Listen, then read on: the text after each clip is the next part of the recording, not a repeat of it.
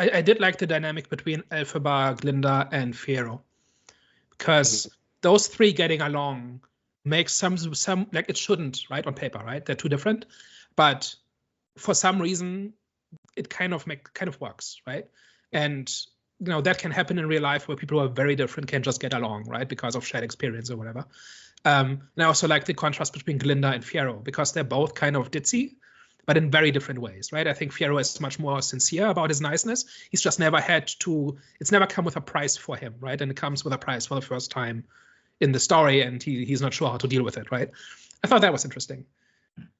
And I would just wish that dynamic had been more central in the first, like let's say we have an introduction of half an hour, and we've got 90 minutes of their friendship, where they have shared and also different experiences at Shiz, right?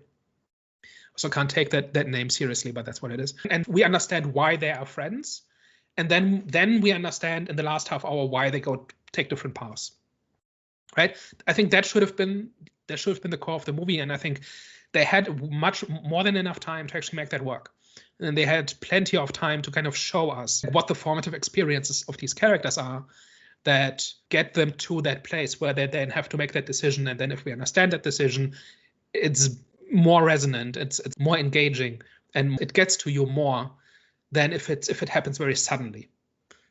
I think that's the big failing of this movie. I think that it doesn't flesh out those three characters. It does that. You can point to scenes and moments where we are shown what kind of people they are. But I think there's so much that this movie is so long that you cannot say we didn't have time for this, right? Yes, you had time. You just chose to spend it on something else.